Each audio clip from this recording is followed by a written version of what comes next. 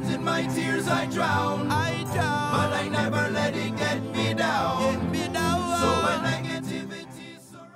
It started harmless enough, a minor pain in the back of my lower jaw on the left side. It was 3 p.m. on Sunday, and by that evening it hurt pretty badly. It felt as if a wisdom tooth was coming in, but seeing as though mine were pulled years earlier, it wasn't likely. I Googled it just to be sure. I was coming out of the invincible part of my life, from my teenage years until my early 30s, when nothing seems to be able to slow you down. I mentioned it that night to a friend who's a physician's assistant. A reassuring word from her wouldn't hurt.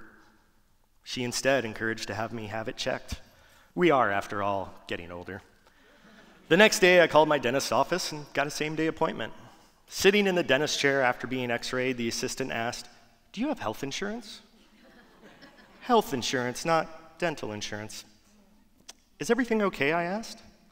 I received the ominous, "The doctor will be right in." I thought maybe I'm at that age where you begin getting root canals. Hell, I don't even know what a root canal actually is.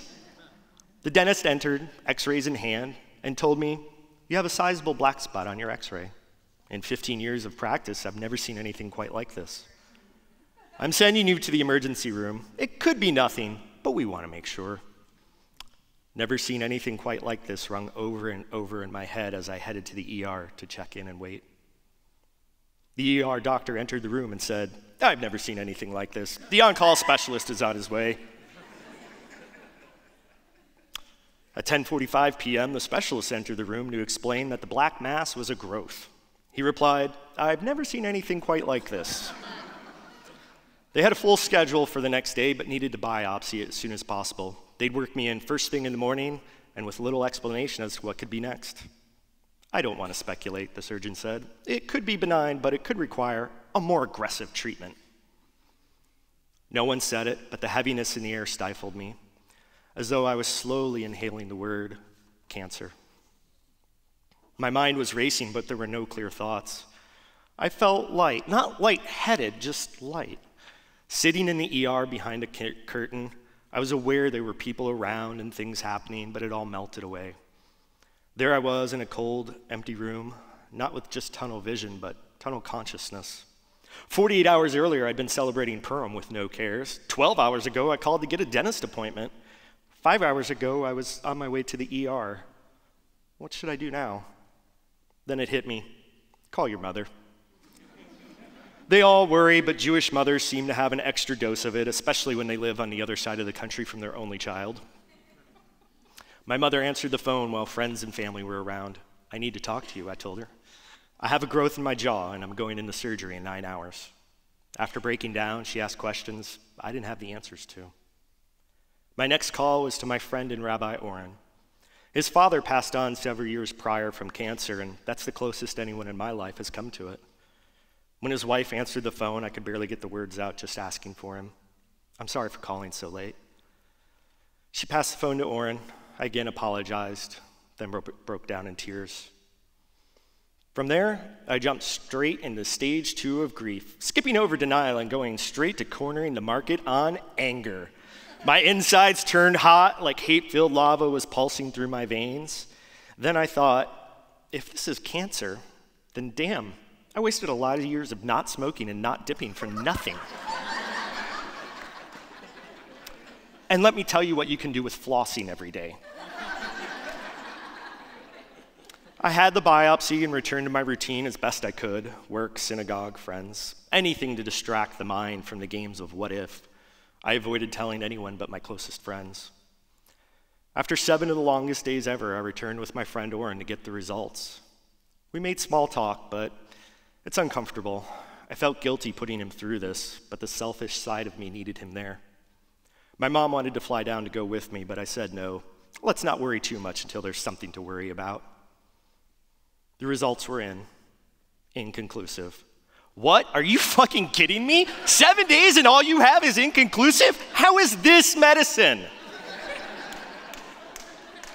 Another test had to be performed.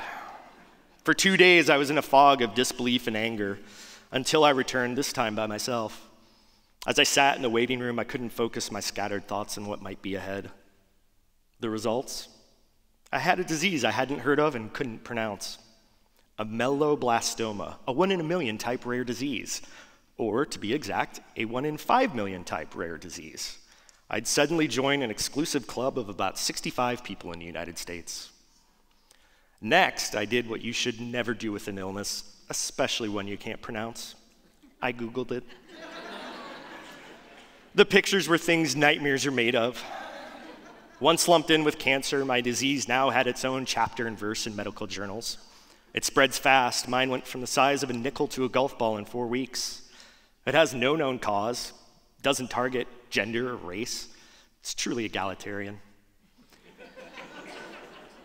In the 4 weeks between the biopsy and the surgery to rip my face apart, I felt like I was in a surreal movie, watching things through someone else's eyes.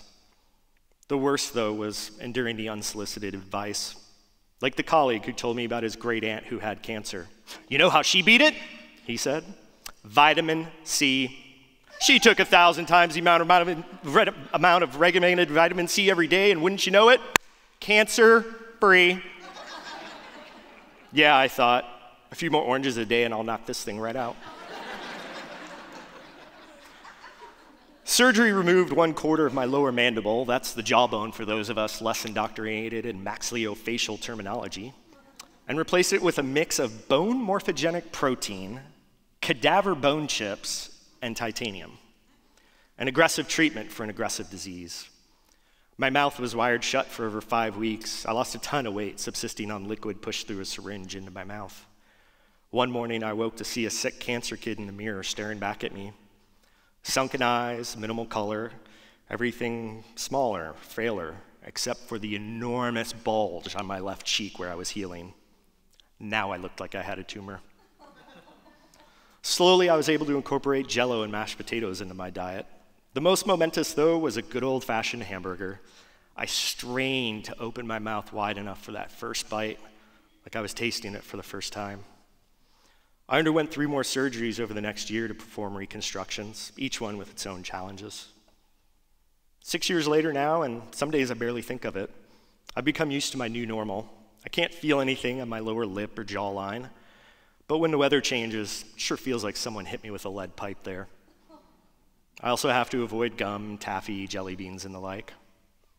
In remission, I get scans every 6 months, 4 more years until I hear the word cured. But it's always there, lurking in the background. A little pain pops up and my mind races to the dark spaces. My invincibility is gone, lost to the randomness of the disease. But I've changed for the positive too. I don't let the little things like a scratch on the car or a tear in a new suit wear on me as much. They hardly seem important. I enjoy food more than ever and savor every experience, food and otherwise. And I never miss a dentist appointment. The refrain that struck fear into my heart, I've never seen anything quite like this before, has now given way to my broken record, especially to men of my rub some dirt on it generation. If it hurts for a reason. See a doctor. Oh, and call your mother. She worries.